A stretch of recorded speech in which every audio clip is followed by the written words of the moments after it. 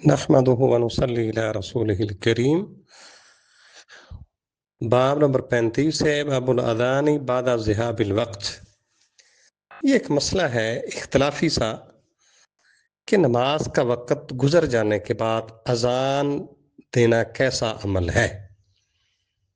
یعنی ایک نماز کا وقت گزر گیا، انسان لیٹ ہو گیا ہے، کیا دوبارہ اذان دے کر نماز پڑھنی پڑے گی یا ویسے؟ اگر تو اس علاقے میں کسی نے اذان نہیں دی تو پھر تو اذان دے کے پڑھنی چاہیے۔ اگر اذان ہوگی دیگر مساجد کے اندر اس علاقے میں، اگر ایک مسجد لیٹ ہو گئے، ٹائم نکل گیا ہے، وہ ویسے ہی نماز پڑھ لیں تو ان کی نماز ہو جائے گی۔ اور اذان وقت کے نکل جانے کے بعد اذان دینے کی اختلافی مسئلہ تھا، امام بخاری رحمہ اللہ تعالیٰ نے اس کو بھی رسول اللہ صلی اللہ علیہ وسلم کے عمل سے ثابت کیا ہے۔ 595 نمبر حدیث ہے، امام بخاری رحمہ اللہ کے استاد عمران بن میسرہ جن کا تعلق بصرہ کے ساتھ ہے۔ حضرت ابو قتادہ رضی اللہ عنہ سے روایت فرماتے ہیں، سرنا مع النبی صلی اللہ علیہ وسلم، ہم ایک رات رسول اللہ صلی اللہ علیہ وسلم کے ساتھ سفر کر رہے تھے۔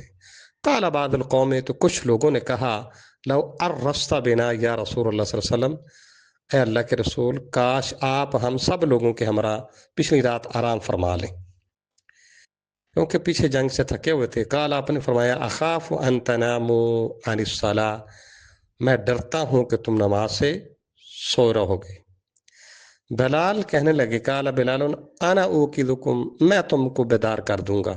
فستا جو وہ لیٹ گئے، واسند بلال ظہرہ الی راحلتہ، بلال نے اپنی پشت اپنی سواری کے ساتھ لگا دی اور لگا کے ٹیک لگا کے بیٹھ گئے۔ فغلبته عیناہ، تو ان کی آنکھیں ان پر غالب آ گئیں۔ فنام، پس بلال بھی سو گئے۔ فاستيقظ النبی صلی اللہ علیہ وسلم، نبی پاک صلی اللہ علیہ وسلم بیدار ہوئے، وقد طلع حاجب الشمس، اور سورج کا کنارہ نکل چکا تھا۔ فقال، آپ نے فرمایا، یا بلال، بلال، اینما قلت، کہاں کی وہ بات جو آپ نے کہی تھی؟ قال، کہنے لگے، ما القیت علی نومۃ مثلها قط، کہ مجھے آج جیسی نیند کبھی نہیں آئی اس سے پہلے۔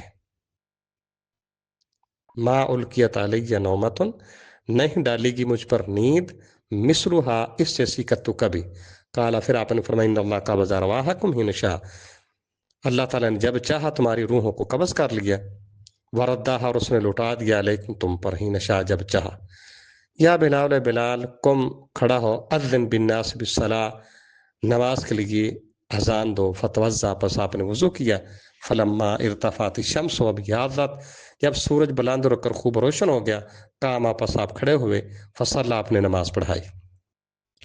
یہ ایک جنگ سے واپسی پر مسئلہ ہوا تھا، صحابہ کرام تھکے ہوئے تھے، رسول اللہ صلی اللہ علیہ وسلم بھی، تو رسول اللہ صلی اللہ علیہ وسلم پچھلی رات آرام نہیں کر رہے تھے کہ ابھی سو گئے نا، جتنے دنوں کا جگراتا تھکاوٹ ہے، تو نماز یہ پیچھے رہ جائیں گے، نماز لیٹ ہو جائے گی، اتنی فکر ہے پیغمبر علیہ الصلوۃ والسلام کو۔ بلال نے ذمہ داری قبول کر لی، وہ بلال اپنی سواری کے ساتھ ٹیک لگا کر بیٹھ گئے کہ چلو اذان دیتا ہوں۔